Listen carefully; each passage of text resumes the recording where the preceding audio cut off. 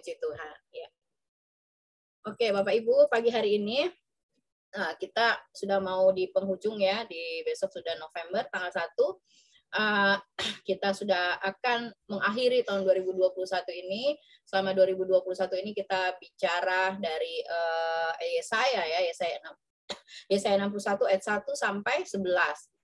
Ya, dengan berbagai tema, dengan berbagai subtema ya, maksudnya dari tema kuasanya menyelamatkan, dengan berbagai subtema yang luar biasa sudah memberkati kita hampir setahun ini ya. Kita diperlengkapi dengan begitu banyak firman Tuhan yang luar biasa ya. Kita bawa lagi ke komsel-komsel yang ada di sana, kita sharing lagi di sana, kita perdalam lagi ya. Bapak Ibu, saya percaya firman Tuhan ini menjadi makanan rohani, menjadi nutrisi ya buat otot-otot rohani kita, dan sepanjang tahun ini saya percaya kita akan mengakhiri dengan hidup yang lebih luar biasa.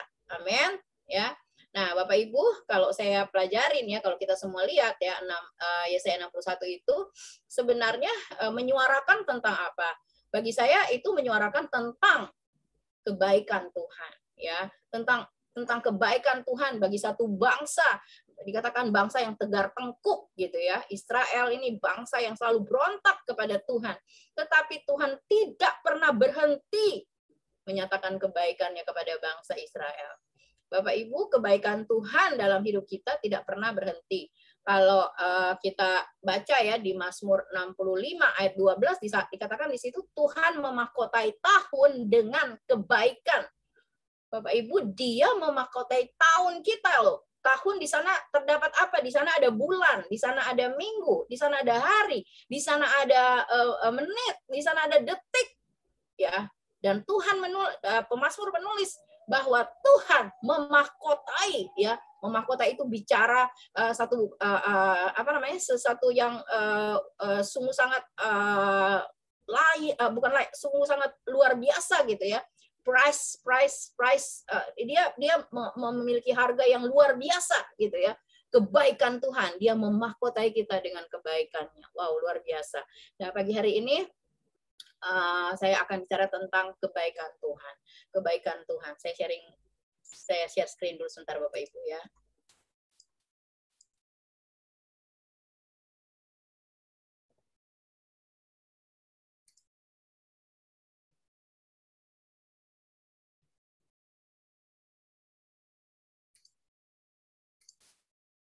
Oke. Kita baca ayatnya Bapak Ibu ya, Mazmur 34 ayat 9. Mari kita baca sama-sama. Di sini saja sudah saya catat di sini Bapak Ibu. Mari kita baca 1 2 3. Kecaplah dan lihatlah betapa baiknya Tuhan itu. Berbahagialah orang yang berlindung padanya. Sekali lagi Bapak Ibu ya. Mazmur 34 ayat 9. Kita baca bersama-sama. 1 2 3. Kecaplah dan lihatlah betapa baiknya Tuhan itu. Berbahagialah orang yang berlindung padanya ya. Jadi pemazmur mengencourage ya saat itu mungkin ya teman-temannya atau pengikutnya, dan firman Tuhan ini juga bicara kepada kita hari ini. Kecaplah dan lihatlah betapa baiknya Tuhan itu. Berbahagialah orang yang berlindung kepadanya. Bapak Ibu, menurut Bapak Ibu kebaikan Tuhan itu apa? Ya, kebaikan itu kan berasal dari kata baik ya. Kalau saudara melihat dari Kamus Besar Bahasa Indonesia itu ada sifat dan perbuatan, gitu ya. Jadi kebaikan itu adalah perbuatan, baik itu adalah sifat, ya. Jadi sifat dan perbuatan Tuhan adalah baik, ya. Tidak ada apapun yang terjadi dalam hidup kita tidak baik. Ya, tadi malam kita mengikuti webinar ya tentang apakah ada korelasi antara COVID-19, antara vaksin dan lain sebagainya gitu ya. Kita sudah belajar tadi malam. Ternyata wabah ini tuh sudah terjadi dari ratusan tahun yang lalu, mungkin dari abad ke abad gitu ya. Wabah ini sudah ada, bahkan lebih parah gitu ya. Ada yang berapa puluhan juta, ratusan juta orang meninggal gitu ya. Nah, kemudian tapi masih aja sampai hari ini ketika ada pandemi ya COVID-19 ini, orang bertanya gitu. Apakah Tuhan baik? Kalau Tuhan baik, kenapa ada COVID-19? Nah, itu kan ya, itu yang harus kita jawab ya. Tapi kita pelajari bahwa bagaimanapun firman Tuhan tidak bisa dirubah dan tidak bisa berubah dan tidak bisa dirubah oleh siapapun. Dia memang Allah yang baik. Apapun yang dia lakukan dalam hidup kita demi kebaikan kita ya. Mungkin kita hafal ya Roma 8 ayat 28 gitu. Saya lebih suka memakai penerjemahan King James Version ya, segala sesuatu bekerja bersama-sama. All things work together for good. Ya, segala sesuatu bekerja bersama-sama demi kebaikan, untuk kebaikan ya, bagi orang yang mengasihi dia dan bagi orang yang dipanggil, dipanggil sesuai dengan rencana Tuhan. Jadi pertanyaan yang perlu kita tanyakan saat ini, menurut kita apakah kebaikan Tuhan? Wah, kebaikan Tuhan itu mungkin ada yang bilang mukjizat. That's good. Ya, bagus, itu betul. Pertolongan Tuhan, ya, pertolongan Tuhan tepat pada waktu Tuhan, itu kebaikan Tuhan. Ya, jawaban dari setiap doa-doa, jawaban dari setiap janji Tuhan. Penghiburan saat saya susah. Lalu kita suka nyanyikan ya, banyak lagu-lagu tentang kebaikan Tuhan diubah orang dia, ditulis orang gitu ya. God is so good, God is so good, God is so good, He's so good to me. Ya, Tuhan baik, Dia sangat baik buat saya. Ya, lagu ini lagu legenda ya, dari zaman ke zaman dinyanyikan orang gitu. Karena memang Tuhan itu baik. Amin. Apalagi betapa baiknya Engkau Tuhan, kasih-Mu tiada berkesudahan. Betapa baiknya Engkau Tuhan, kasih-Mu tidak berkesudahan. Lagu-lagu ini diambil dari ayat-ayat firman Tuhan. Apalagi Bapak Ibu? Allah itu baik, sungguh baik bagiku. Semua lagu-lagu ini menceritakan tentang kebaikan Tuhan. Banyak Bapak Ibu, banyak sekali lagu-lagu yang menceritakan tentang kebaikan Tuhan. Dia sungguh baik, Dia sangat baik. Yesus, Dia baik bagiku. Amin. Dia memang Bapa yang baik, Dia memang Tuhan yang baik. Pertanyaannya, apakah kebaikan Tuhan itu hanya seperti yang saya tadi sudah sampaikan ya? Ketika kita mengalami mukjizat, kita katakan Tuhan itu baik. Tapi ketika kita tidak mengalami mukjizat, kita katakan Tuhan nggak baik. Ya, seperti tadi malam ya Pak Asigor bilang. Ketika ada orang sakit gitu dan meninggal, apakah kita mengatakan, oh Tuhan nggak baik, kenapa dia nggak sembuh? Ya, karena itu adalah kebaikan Tuhan baginya gitu. Ya, kesembuhan itu adalah ketika dia sudah selesai semua penderitaannya. Apakah kita mengalami kebaikan Tuhan? Pada saat kita menyanyikan tentang kebaikan-kebaikan Tuhan, apakah kita hanya menyanyikan saja, ataukah kita mengalami? Itu sebabnya makanya pemazmur ya, dan ini dikatakan bahwa ini ditulis oleh Daud. Ya. Dikatakan, Daud mengatakan, kecaplah dan lihatlah betapa baiknya Tuhan.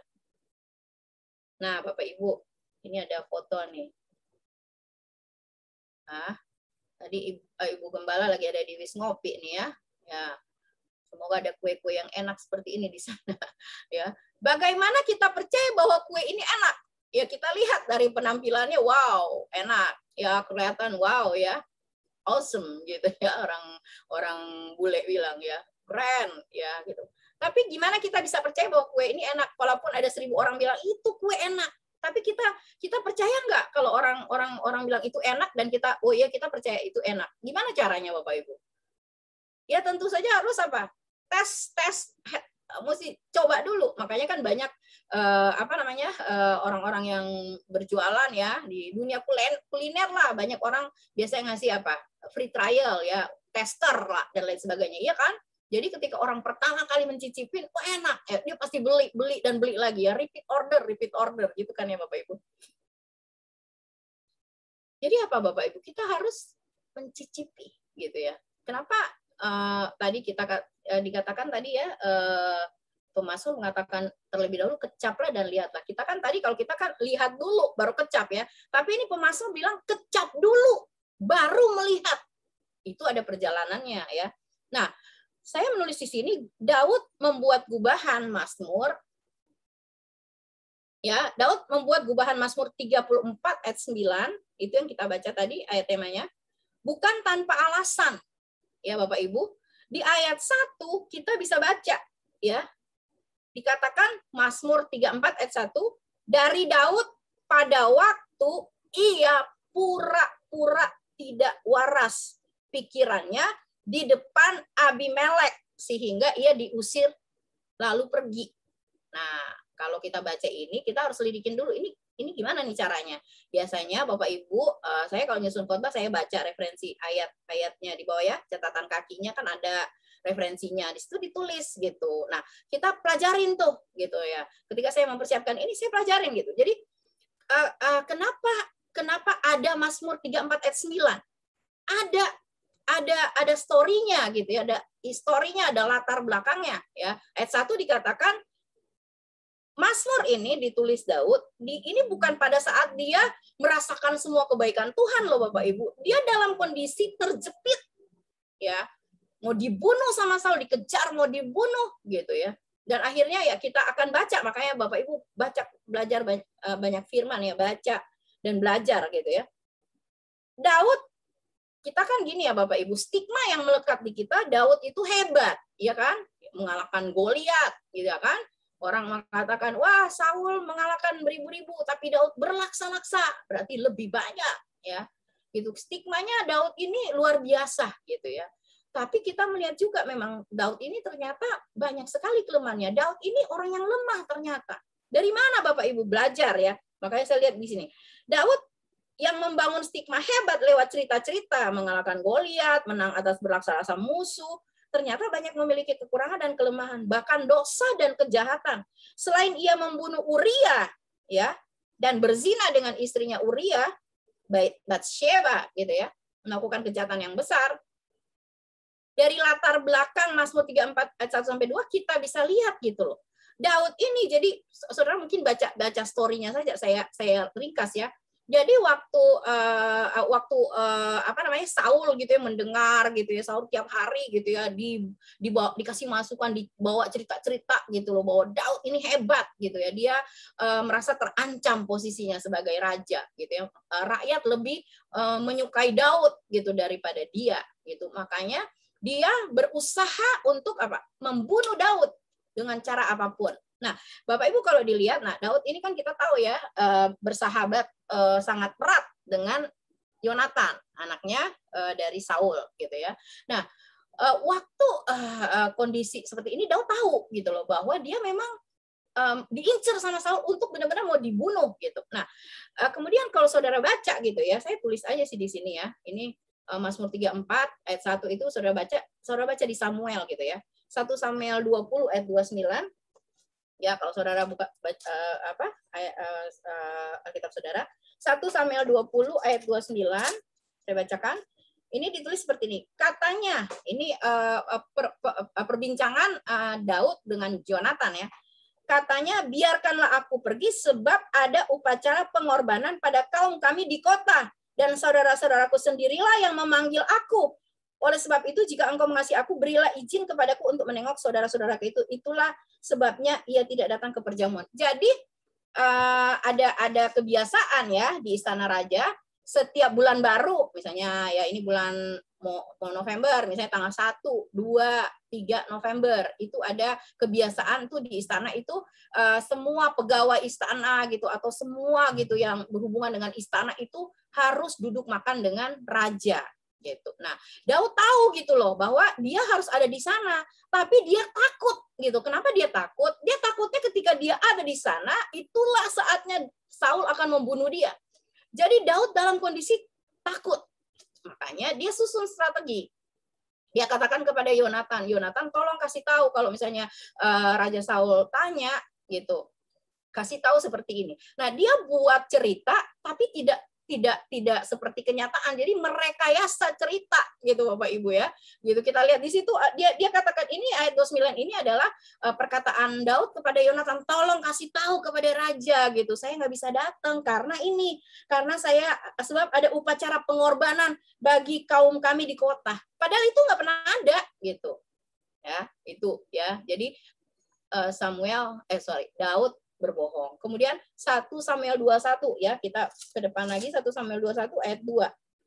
Nah, ini ceritanya saya bacain, jawab Daud kepada Imam Ahimelek. Raja menugaskan sesuatu kepadaku, katanya kepadaku, siapapun juga tidak boleh mengetahui sesuatu dari hal yang kusuruh kepadamu dan yang kutugaskan kepadamu ini. Sebab itu orang-orangku telah kusuruh pergi ke suatu tempat.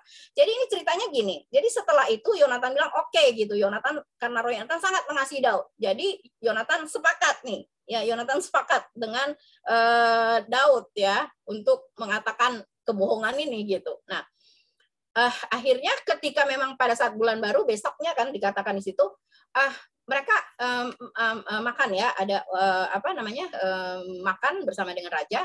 Nah, raja kan lihat ya gitu ya, ini Daud kemana nih? Ya mungkin hari pertama mungkin raja mengatakan ya mungkin dia tidak layak mungkin ya, atau dia sedang najis gitu kan, memang mungkin hari itu mungkin Daud mungkin melakukan sesuatu jadi nggak boleh gitu ya, itu kan ada peraturannya gitu ya, nggak boleh duduk dengan raja gitu makan gitu. Oke, nggak apa-apa. Nah besoknya dilihat Daud nggak ada lagi gitu, dia tanya kepada orang-orang di situ dan kepada Jonatan, dan Jonatan yang mengatakan, dan Jonatan mengatakan perkataan seperti yang dikatakan Daud. Makanya nanti kalau saudara baca di situ, ketika Saul mendengar ini gitu kan, dia tanya, mana tuh Daud anaknya Isai gitu. Jonatan katakan dia harus pergi mempersembahkan korban gitu ya di kota dan lain sebagainya, seperti apa yang dikasih tahu sama Daud gitu. Dan Saul marah sekali ya, Saul marah sekali gitu. Akhirnya dia memerintahkan untuk mencari Daud. Nah, Jonatan waktu itu sudah melakukan perjanjian dengan Daud, dan Jonatan mengatakan kalau misalnya saya sudah bertemu dengan Raja Saul, it means bapaknya gitu ya. Dan kalau misalnya saat itu Saul memang dalam ketika beresponnya bahwa dia marah gitu ya, Yonatan akan memberitahu kepada Daud, dan ini sembunyi-sembunyi karena mungkin kan di situ juga ada pegawai-pegawai raja, pegawai-pegawai Saul yang mengikuti Jonatan. Jadi Jonatan nanti saudara baca deh itu kisahnya gitu ya. Nah akhirnya ketika Daud diberitahu gitu dengan signing yang mereka berdua, hanya mereka berdua, Jonatan dan Daud yang tahu. Akhirnya Daud pergi karena Daud tahu ternyata memang Saul marah banget dan memang benar-benar mau membunuh dia. Dia pergi ke Imam Ahimelek. Nah, inilah Daud 1 Samuel 21 ayat 2. Nah, di situ dikatakan Daud bilang kepada Ahimelek. Kan Ahimelek tanya ya, sampai Daud ke Nob kepada Ahimelek imam itu dengan gemetar 1 Samuel 21 ayat 1. Ahimelek pergi menemui Daud dan berkata kepadanya, "Mengapa engkau seorang diri dan tidak ada orang bersama-sama dengan engkau?" Gitu ya. Kenapa kok kamu datang sendiri? Baru ayat 2-nya Daud katakan, raja menugaskan sesuatu kepadaku, katanya kepadaku, siapapun juga tidak boleh mengetahui sesuatu dari hal yang kusuruh kepadamu dan kutugaskan kepadamu. Ini bohong lagi gitu ya Bapak Ibu ya. Jadi dari tadi dia udah merekayasa gitu ya, sesuatu gitu ya yang akan disampaikan kepada Saul. Ini dia bohong lagi di depan Imam Ahimelek. Dia mengatakan bahwa raja menugaskan dia sesuatu tugas tertentu yang nggak boleh orang lain tahu, makanya nggak ada orang bersama-sama dengan dia gitu ya. Mungkin stafnya dia gitu ya, atau apalah gitu ya yang bersama dengan dia suruh nggak boleh bersama dengan dia gitu. Ini juga satu kebohongan yang sedang dibangun oleh Daud gitu, sehingga akhirnya dia minta makan gitu ya. Nanti kau saudara baca deh gitu ya di 1 Samuel 21 ayat 1 dan seterusnya. Nah, kemudian 1 Samuel 21 ayat 10. 1 Samuel 21 ayat 10. Kemudian bersiaplah Daud dan larilah ia pada hari itu juga dari Saul sampailah ia kepada Achis dari kota Gat. Nah, dari Ahimelek dia pergilah gitu ya. Dia pikir ini kan raja orang Filistin, dia pikir gitu ya. Dia bisa berlindung di sana gitu ya. Tetap ini kalau saudara baca gitu ya. Jadi Achis ini raja kota Gat itu juga disebut Abimelek. Jadi makanya saya compare gitu. Ini kenapa kok di sini di Mazmur 34 ayat 1 ditulis Daud itu pura-pura gila di depan Abimelek. Ternyata raja Achis ini disebut juga Abimelek. Nah, jadi pada saat dia tadinya dengan harapan dia bisa berlindung gitu ya kepada raja Gat ini gitu. Pegawai-pegawainya itu mengenal Daud gitu, mengenal Daud. Dan akhirnya mereka mengatakan kepada raja, ini kan apa namanya? Bukankah dia ayat 11, bukankah ini Daud raja negeri itu? Bukankah tentang dia orang menyanyi berbalas-balas? Saul mengalahkan beribu-ribu tapi Daud berlaksa-laksa gitu. Nah, ketika Daud dengar itu ya, apa namanya, info yang disampaikan pegawai-pegawai Raja Akis ini atau Abimelek gitu, Daud juga takut. Jadi lihat Bapak Ibu ya, dari takut, bohong, dia dalam satu kondisi yang tertekan gitu ya. Sepertinya kok kayaknya stigma tentang Daud yang melekat pada kita kok enggak banget gitu ya, enggak banget gitu. Ya, terus akhirnya apa? Karena dia takut gitu ya, dia takut, oh jangan-jangan saya dibunuh lagi di sini. Ya mau dibunuh di sana, dibunuh di sini gitu. Akhirnya apa? Dia pura-pura gila gitu. Ini pura-pura gila gitu ya. Jadi kan nggak beneran gitu. Jadi inilah ya kelemahan Daud, kita lihat.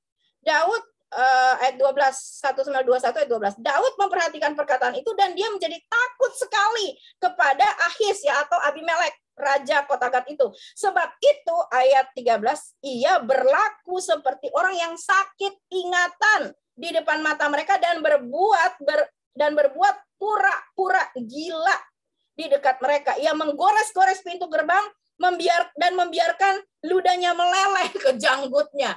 Ya, kita lihat ya ini kepura-puraan yang tingkat dewa kata orang-orang gitu ya. Karena Daud takut gitu. Nah, tetapi dari semua kondisi kita bisa baca terus gitu ya tentang perjalanan Daud itu lari dari Saul. Terus itu 1 Samuel kita baca semuanya di situ. Tapi saya berhenti di sini saja gitu ya. Jadi kita maksudnya gini, saya mau bawa Bapak Ibu mengatakan seperti ini.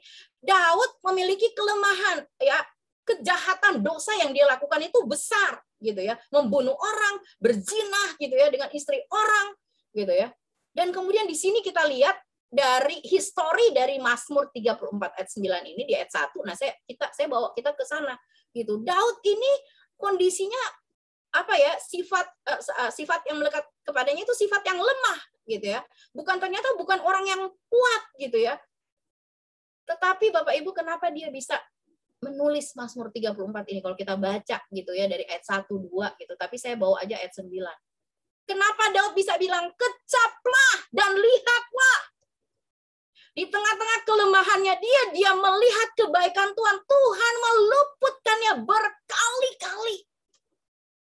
Dari anaknya sendiri yang mau bunuh dia. Dari Saul yang mau bunuh dia. Orang-orang Filistin. Dan lain sebagainya. Bapak Ibu dari kondisi ini ya, Bapak Ibu, kita lihat dampaknya itu besar sekali gitu. Imam Ahimelek, semua keluarganya dan orang-orang di kota Nob itu dibabat habis,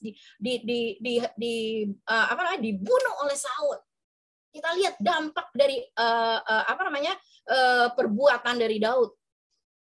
Tapi Daud lihat di situ gitu loh. Daud lihat di situ dia melihat kebaikan Tuhan. Kecaplah. Daud mengecap kebaikan Tuhan. Bagaimana mungkin gitu ya, kita akan bilang gini, oh kalau gitu saya dosa aja kan Tuhan baik gitu, Tuhan pasti tolong saya. Bukan begitu Bapak Ibu. Kita harus baca historinya Daud ya. Daud itu tipikal orang yang ketika dia tahu dia berdosa, dia cepat-cepat datang sama Tuhan dan bertobat. Mengaku dan bertobat. Ya, kita bisa baca itu di Mazmur 51 ayat 1 sampai 21. Ketika Daud mengatakan dia mengatakan semua dosanya, mengakui semua dosanya, dia minta belas kasih Tuhan untuk mengampuni dosanya. Daud mengecap kebaikan Tuhan. Amin. Tuhan tidak pernah membalas perbuatan Daud dengan kejahatan, bukan kejahatan maksudnya, dengan sesuatu yang membuat Daud lebih menderita.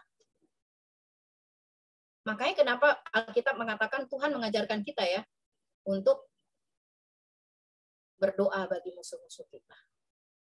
Dia Allah yang baik dari semua sisi, dia Allah yang baik.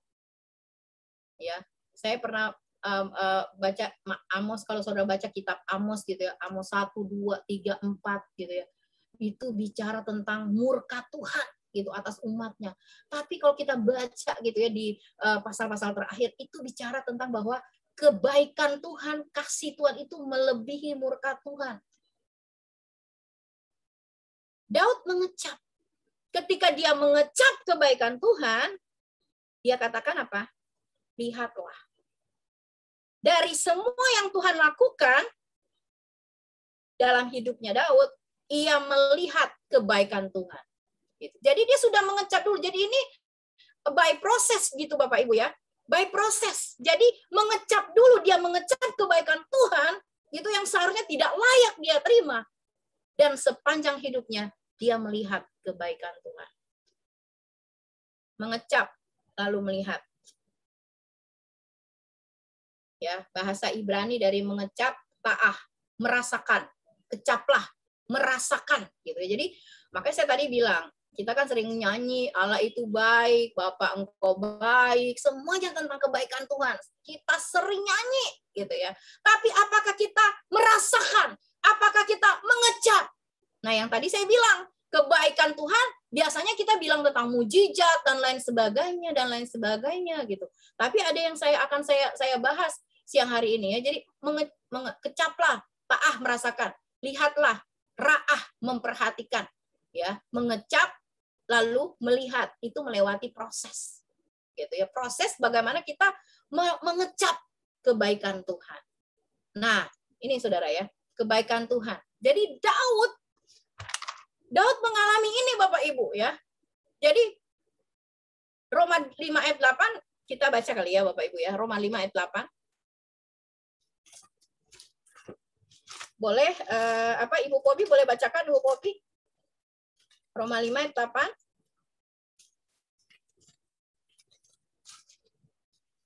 Halo? Oke, Bu. Iya. Roma 5 ayat 8.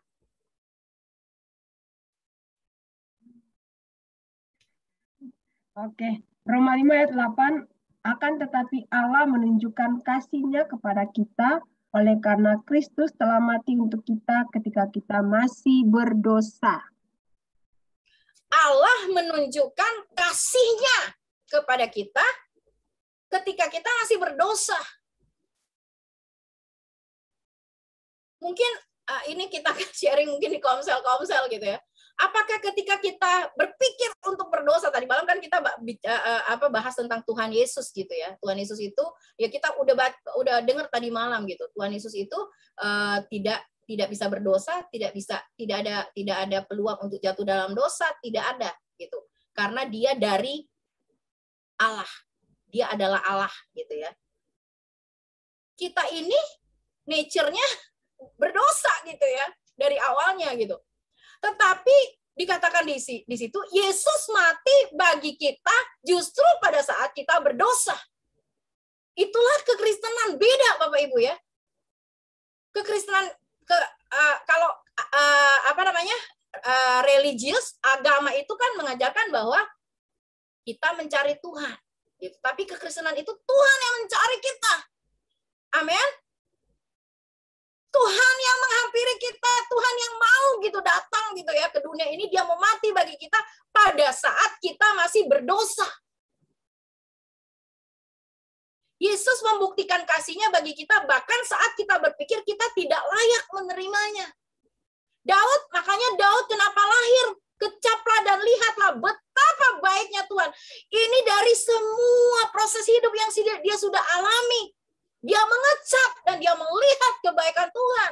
Bagaimana Tuhan tidak memperhitungkan dosanya ketika dia datang mengaku dosa dan ingat baik-baik, bertobat. Ya, banyak orang akhirnya menyalahgunakan kebaikan Tuhan. Gitu ya, dosa bertobat, dosa lagi bertobat, ya kan? Makanya dikatakan ada banyak orang Kristen tobat kumat. Ya. Tidak begitu seharusnya anak-anak Tuhan. Ketika kita tahu bahwa Dia mati buat kita pada saat kita berdosa, bukan karena kita sudah membangun hidup yang kudus gitu ya, menurut versi kita. Kita membangun membangun hidup yang benar menurut kebenaran kita, lalu dia mau mati buat kita. Tidak, Bapak Ibu. Dia datang, dia mencari kita, dia menyelamatkan kita. Bahkan, saya tulis di sini, saat kita berpikir kita tidak layak menerimanya. Banyak orang terpuruk dengan dosa dan tidak mau keluar dari dosa itu. Ayo ikut gereja. Wah, enggak, saya enggak layak ikut gereja. Ayo pelayanan, saya enggak layak. Lalu untuk apa Yesus mati buat kita?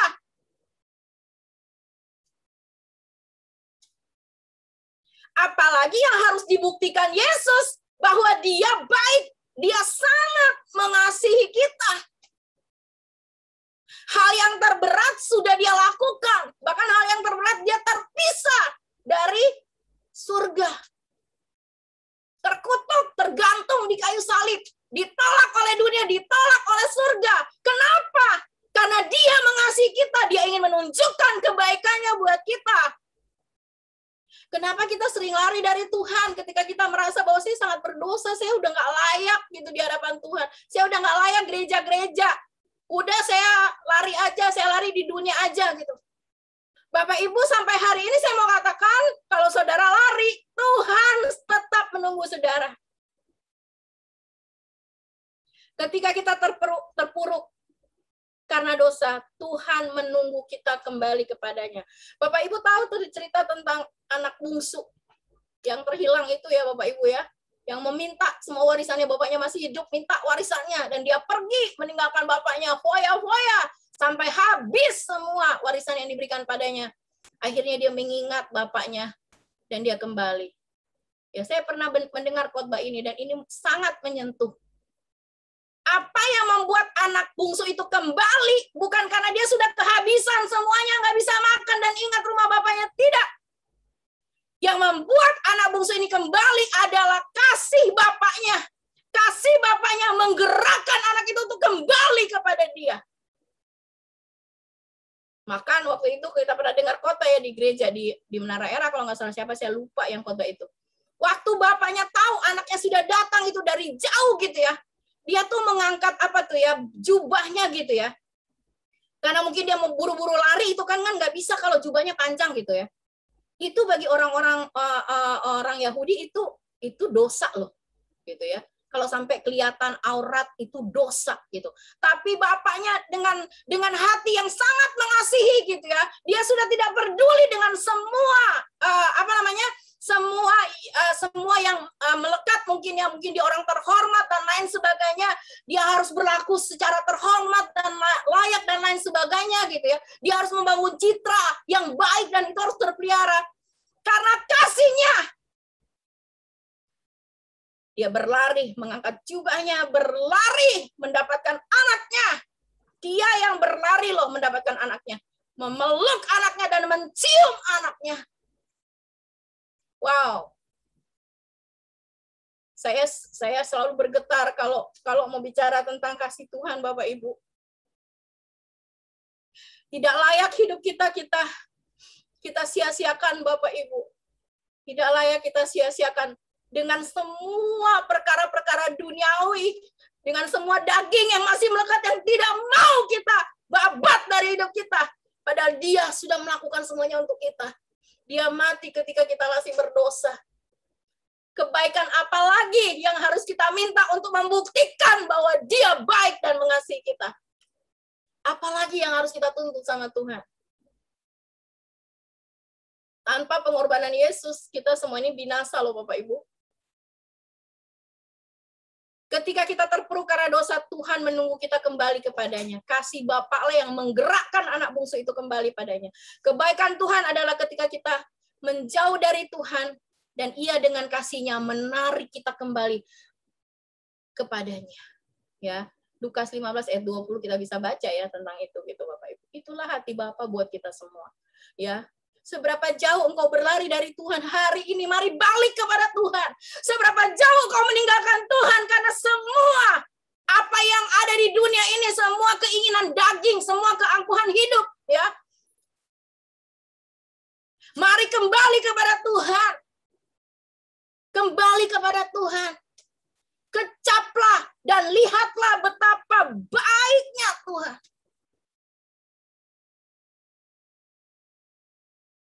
Amin, Bapak Ibu. Ya, kita mungkin bilang gini, dari mana Bu Ibu bilang saya jauh dari Tuhan?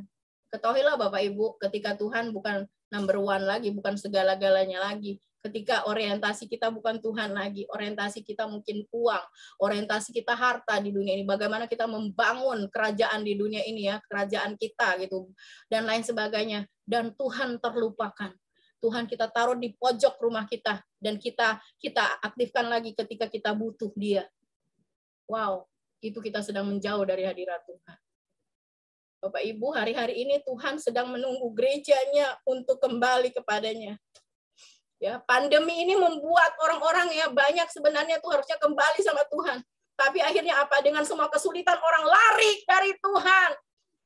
Mengandalkan kekuatan manusia, mengandalkan kekuatan sendiri. Padahal tahu firman Tuhan. Bahwa terkutuklah orang yang mengandalkan kekuatannya dan mengandalkan manusia. Tapi diberkatilah orang yang mengandalkan Tuhan dan menaruh harapannya kepada Tuhan. Bapak Ibu, pertobatan sejati terjadi ketika kita sudah bertemu dengan hati Tuhan. Dan hati Tuhan itu adalah kasih. Dia selalu melihat jiwa-jiwa itu dengan kasih. Ya, Yesus menangis melihat jiwa-jiwa. Bapak Ibu, kalau kita katakan kita sudah mengalami, mengecap dan melihat kebaikan Tuhan, mari kita memiliki persepsi yang sama dengan Tuhan ketika kita melihat jiwa-jiwa. Ya, tanggal 5 November nanti ada bakti sosial dengan Komsel wilayah 3 dipimpin Pak Budi. Mari Bapak Ibu, kalau kita sudah mengalami kebaikan Tuhan, mari Bapak Ibu, ayo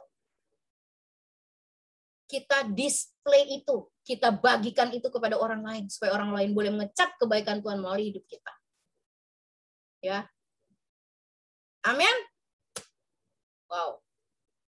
Kedua, Bapak Ibu ya. Kedua ya. Jadi ingat Bapak Ibu ya, kebaikan Tuhan itu kalau kita cuma mikir ya tentang kesembuhan, mujizat, dapat uang banyak gitu ya, naik pangkat dan lain sebagainya.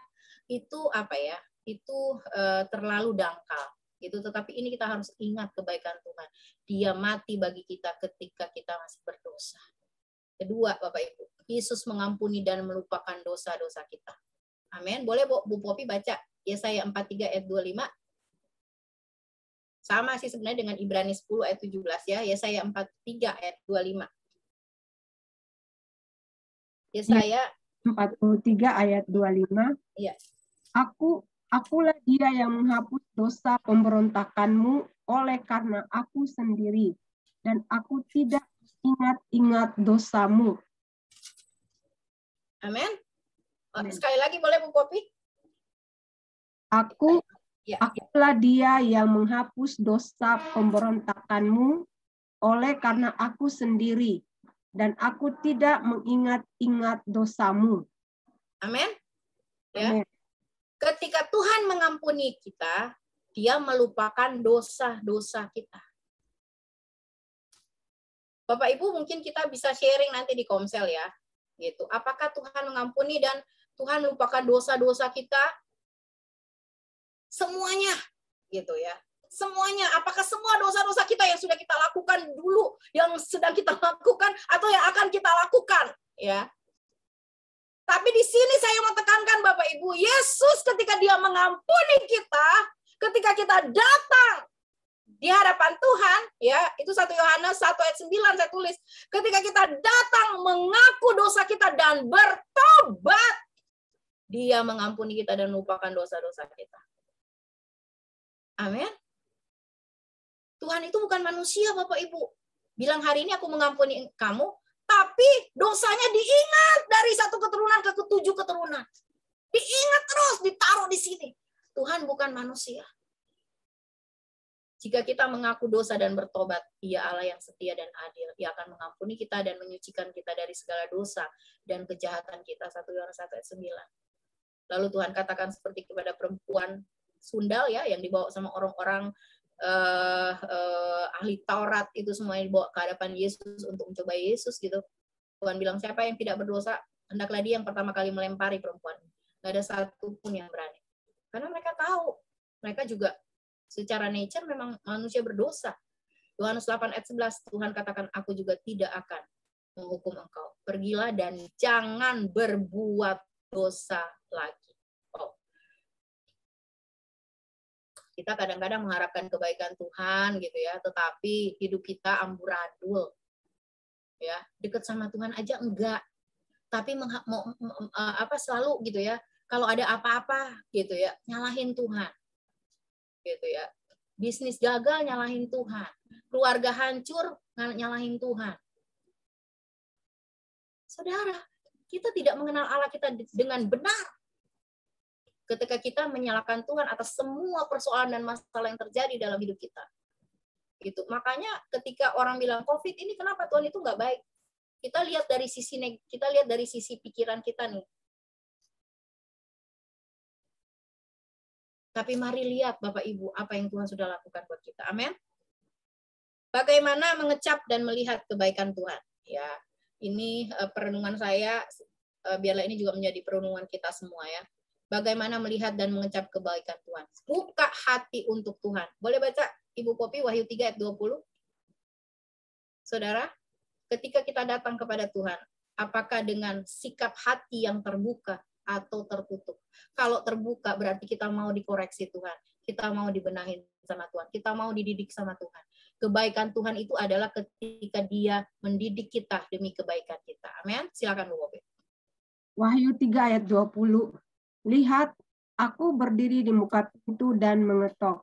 Jikalau ada orang yang mendengar suaraku dan membukakan pintu, aku akan masuk mendapatkannya dan aku makan bersama-sama dengan dia dan ia bersama-sama dengan aku. Ya, Bapak Ibu kita tahu ya kondisi jemaat Laodikia ini dikatakan di situ adalah jemaat yang suam-suam kuku gitu Bapak Ibu ya. Bisa baca ayat sebelumnya kepada jemaat di Laodikia. Jemaat di Laodikia kata Tuhan, Tuhan tahu pekerjaanmu. Engkau tidak dingin, tidak panas. Tidak dingin, tidak panas ya. Ya, 50% Tuhan, 50% dunia. Gitu ya, Saudara. Tidak bertobat. Tidak sungguh-sungguh bertobat ya. Bertobat hanya hari-hari tertentu, Natal datang gereja bertobat gitu ya. Itu dia Bapak Ibu ya, suam-suam kuku. Karena engkau suam-suam kuku dan tidak dingin atau panas, aku akan memuntahkan engkau dari mulutku, kata Tuhan ya. Dan baca ayat 18 Bapak Ibu ya. Maka aku menasihatkan engkau supaya engkau membeli daripadaku emas. Ayat 17. Karena engkau berkata aku kaya ya. Jemaat Laodikia ini sombong gitu ya. Merasa bahwa wow, aku bisa semuanya karena aku gitu. Yang saya bilang tadi, orientasinya bukan Tuhan lagi gitu ya. Bukan Tuhan lagi. Hidupnya bukan Tuhan lagi, tapi dia sendiri. Aku telah memperkaya diriku dan aku tidak kekurangan apa-apa. Dan karena engkau tidak tahu bahwa kata Tuhan, engkau tidak tahu bahwa engkau apa? Melarat, malang, buta, miskin, buta, telanjang. Ya. Apa yang kita lihat dengan mata kita gitu, dari semua hidup dan hasil yang kita hasilkan ya, menurut kita ini kita membangun pencitraan. Nih lihat nih, saya orang benar, makanya saya diberkati Tuhan. Itu tidak sama dengan apa yang dinilai oleh Tuhan. Ya, Tuhan melihat apa yang tak terlihat oleh dunia, oleh manusia. Tuhan melihat sampai kedalaman hati kita. Lalu di ayat 20 Tuhan katakan, lihat, ayat 19 dulu Bapak Ibu ya. Barang siapa kukasihi, ayat 18 kita baca deh, maka Tuhan katakan, hendaklah engkau membeli daripadaku emas yang telah dimurnikan dalam api gitu ya. Jadi hendaklah engkau tuh sebenarnya tuh enggak membeli gitu, maksudnya kita itu mau datang kepada kebenaran gitu ya, dipulihkan oleh kebenaran gitu ya. Paradigma kita, cara berpikir kita gitu ya, Roma 12 itu diperbaharui, pembaharuan budi. Kalau engkau datang kepada Tuhan. Dan lain sebagainya itu, saudara baca itu ayat 18, lalu ayat 19 dikatakan barang siapa kukasihi, ia kutegur dan kuhajar. Sebab itu relakan hatimu dan bertobatlah. Bapak Ibu, kebaikan Tuhan adalah ketika Dia mendidik kita. demi kebaikan kita. Ya, Laodikia dikatakan sama Tuhan, barang siapa ku kasih, ku tegur dan ku hajar. Barang siapa yang ku kasihi. Ya, kita ini anak, bukan anak gampangan, bukan anak tetangga. Kita anak Bapak, kita anak kerajaan Allah. Amin. Jadi kalau Bapak menegur, mendidik kita, relakan hati kita Bapak Ibu.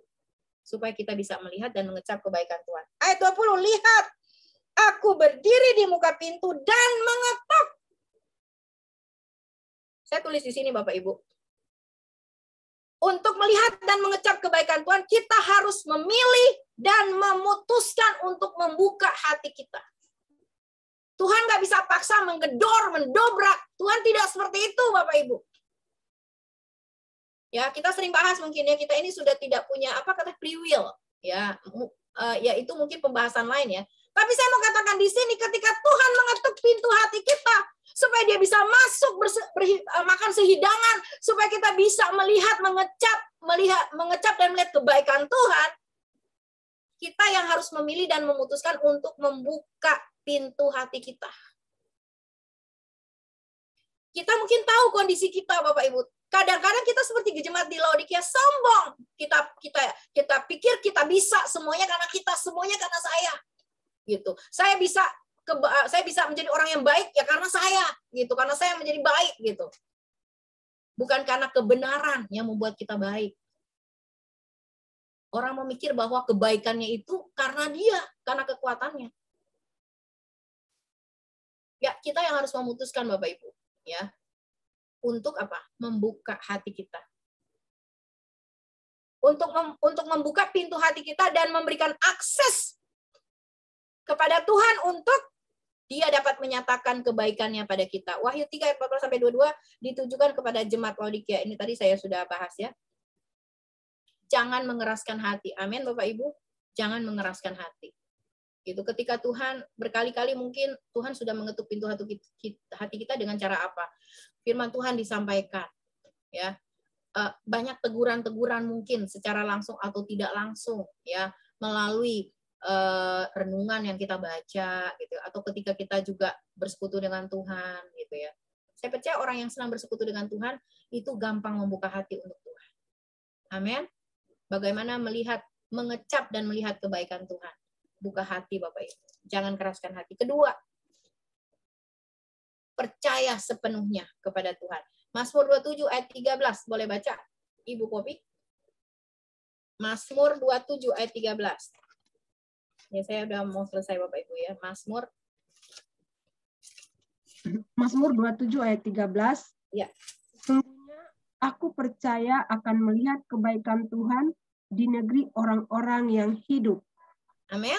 Sesungguhnya aku percaya akan melihat kebaikan Tuhan. Amin. Ini kita harus terima dengan iman. Jika kita belum melihat kebaikan Tuhan, bukan berarti Tuhan tidak baik. Tapi mungkin itu adalah kesempatan bagi kita untuk melatih iman kita agar tetap percaya dan menguatkan kepercayaan kita kepada Tuhan. Sehingga kita bisa berkata seperti Mazmur 100 ayat 5, boleh dibaca Ibu Popi, Mazmur 100 ayat 5.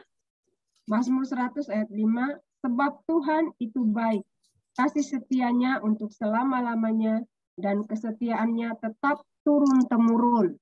Amin. Amin. Ketika kita membuka hati kita kepada Tuhan, ya, mengizinkan Tuhan membenahi hidup kita dengan kebenarannya, dengan firman-Nya, dan kita percaya sepenuhnya kepada Tuhan. Lihat Bapak Ibu, ya. Kita akan berkata seperti tadi yang Ibu Popi sudah baca Mazmur 105. Mazmur 100 ayat 5. Ya, saya bacakan sekali lagi ya. Mazmur 100 ayat 5. Ya, Saudara juga baca di rumah ya. Sebab Tuhan itu baik.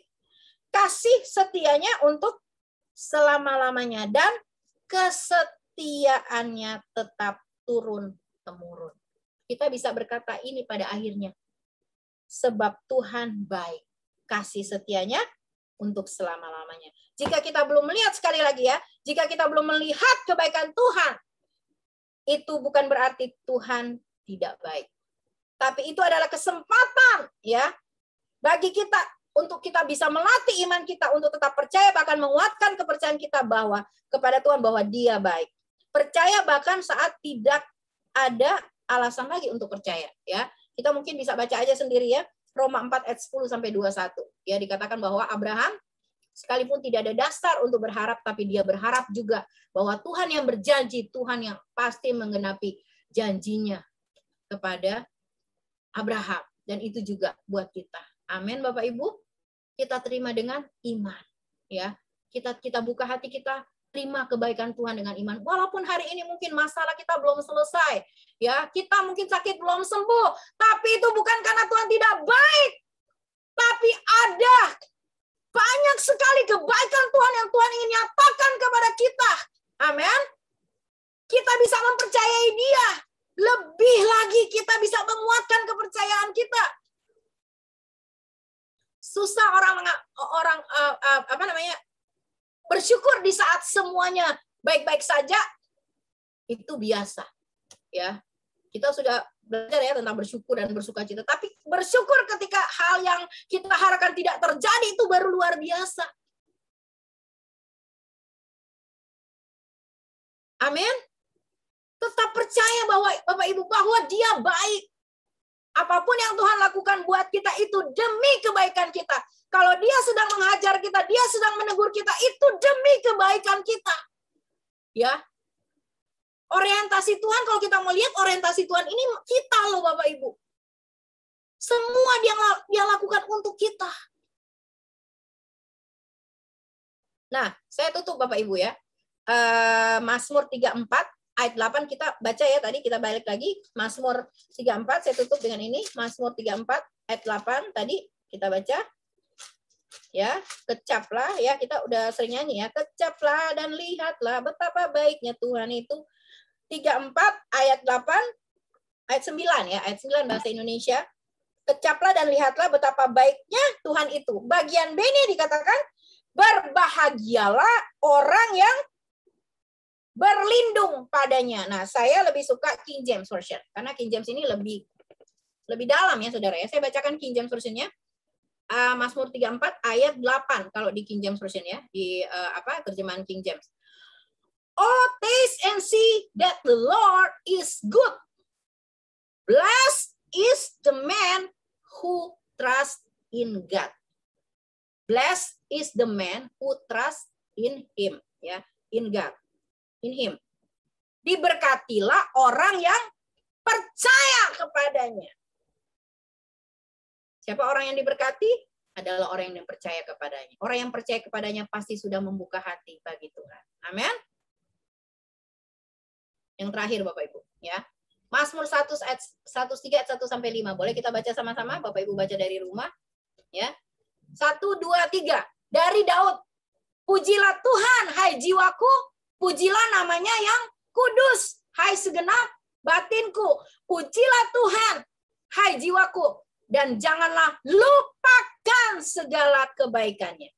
Garis bawahi ya. Dia yang mengampuni segala kesalahanmu, yang menyembuhkan segala penyakitmu, Dia yang menebus hidupmu dari lubang kubur, yang memahkotai engkau dengan kasih setia dan rahmat. Dia yang memuaskan hasratmu dengan kebaikan, sehingga masa mudamu menjadi baru seperti pada burung Raja Wali. Bapak Ibu, garis bawahi, bold ya. Dikatakan di situ, apa Bapak Ibu? Jangan lupakan kebaikan Tuhan. Amin Bapak Ibu. Jangan lupakan kebaikan Tuhan. Ya. Yang terakhir Bapak Ibu ya, kebaikan Tuhan dapat kita kecap dan lihat saat kita membuka hati kita bagi Tuhan dan percaya sepenuhnya pada Tuhan. Amin. Amin. Mari Bapak Ibu, biarlah Mazmur 34 ayat 9 ini bukan hanya sekedar menjadi lagu yang sering kita nyanyiin ya. Biasanya dinyanyikan kalau mau persembahan, ya mau bawa persembahan. Selalu gitu WL selalu mau cari aman, ya udah nyanyi. Kalau nggak kecaplah dan lihatlah Allah sumber kuat tuh. Tapi apakah ini hanya menjadi lagu-lagu yang kita nyanyikan? Biarlah itu benar-benar kita rasakan. Amin. Dan benar-benar di sepanjang hidup kita menyaksikan kebaikan Tuhan. Amin. Mari Bapak Ibu kita berdoa. Tuhan, terima kasih untuk pagi hari ini, Tuhan. Terima kasih Tuhan karena Engkau mengajarkan kami, Tuhan, bahwa dari segala sudut manapun, Tuhan Yesus, kami belajar tentang Engkau. Engkau adalah kebaikan itu sendiri. Engkau adalah kasih itu sendiri. Dan Engkau tidak bisa berubah dan tidak bisa dirubah oleh siapapun. Engkau tidak bisa berubah karena kondisi, masalah, persoalan kehidupan kami. Engkau tidak dapat dirubah oleh apapun, oleh semua filosofi dunia, oleh semua kebenaran yang dibangun oleh dunia. Engkau tidak dapat berubah dan Engkau tidak berubah.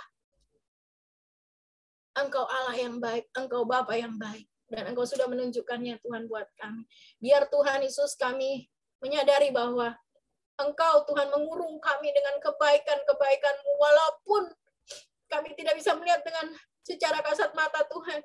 Engkau mengurung kami Tuhan Yesus dengan kebaikan-Mu Tuhan. Terima kasih Tuhan.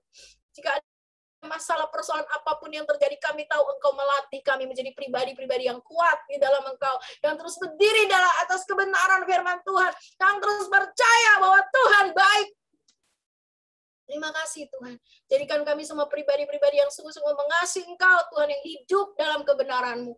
Kami mengenal Engkau dengan benar, sehingga Tuhan kami terus bisa mengecap dan melihat kebaikan Tuhan.